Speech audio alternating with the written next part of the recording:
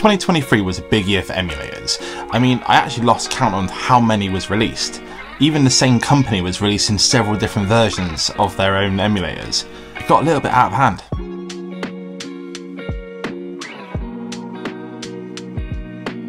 But there was a few in there that were big highlights for me. Personally, two of the biggest ones from last year was the Emulator and the Mayu.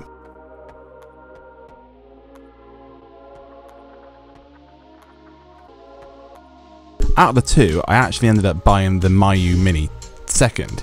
The Emulator was the one I purchased first, but Rob convinced me I should try this as well, and I wasn't sorry. It's really good.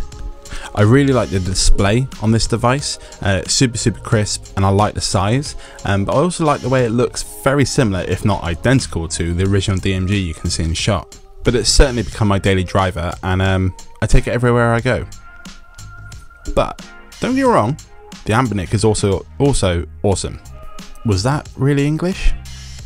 Anyway, the Emulator. This also has its pros. This is me playing Sonic at the moment. That's not a pro, that's just something I'm doing. I'm terrible at Sonic, just a heads up on that one. But the Emulator has a slightly bigger display. They look slightly different, and I really dig the purple colour that it comes in as well. The other thing that stands out from the Mayu is that it has a HDMI out as well. So if you wanted to plug this directly into your TV to play, or maybe you wanted to record some of the footage, that's something you can do on this one over the other one. But it wasn't just these two devices that were big for me last year. You also had stuff like this. The Retro Pocket 3. You've even got the Power Kitty X55. I don't know why it's Power Kitty. Power Kitty? This is actually one of my favourites. But some of them cost so much money that like you ended up buying different ones to do different things, and then you've spent a hideous amount. So I wanted to touch on my favourite budget handheld of last year, and it's called the Data Frog. Looks like that. I originally discovered this one through looking for something for my mum. She was obsessed with playing Jurassic Park on the SNES when we were kids, and she's never really touched any other games. That was the only one she ever played. I got talking to her about it, and I ended up going down this nostalgia trip looking for an NES, and in the process I decided actually maybe an emulator might work. Going back through different websites, forums even online, and some YouTube videos as well, I discovered the Data Frog. This is sold in different ways. It's also packaged. Our one's actually packaged SF2000. They're all slightly different. But I was drawn in by this because it looks like original NES or SNES controller. This one's the North American one because it's got the purple buttons, which I was always quite jealous of. I always liked the way that looked. But before we get more into this, let me show you what's in the box. As far as boxes go, it's not that interesting. It's a box. It says that it's got an IPS screen, which is good. It's got different systems available, and you can install your own ROMs as well, which is cool. Inside the box, it's a very plastic thing.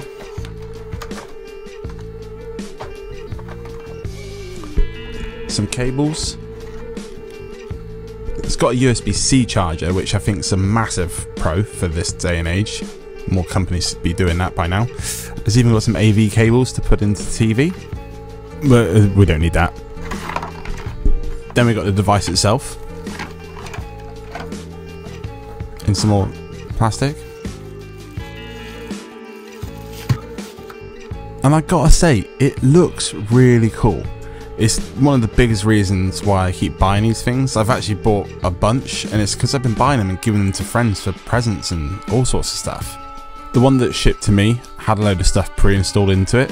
It also shows you here, you can actually put your ROMs and stuff, show here. I've not tried this on this one, I've tried it on other ones.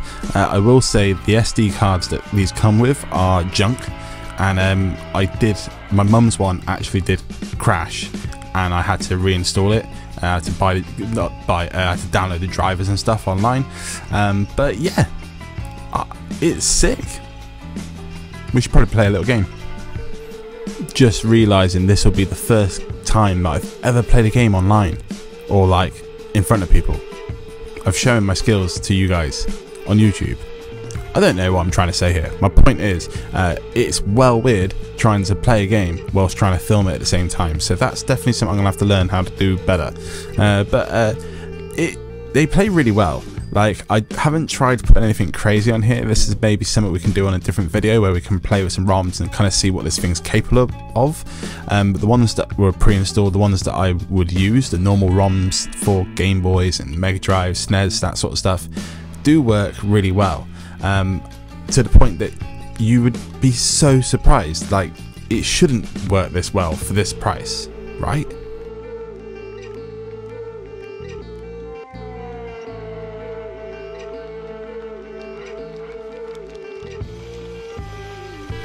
So is it any good? The answer is yes. It's not the most high-tech thing, but if you're just wanting to get yourself into these emulators, you just want to kind of dip your toes in, it's $10, or at least that's how much I pay for it. It fluctuates between sometimes 10, 15. I've seen it for 20, don't go that high.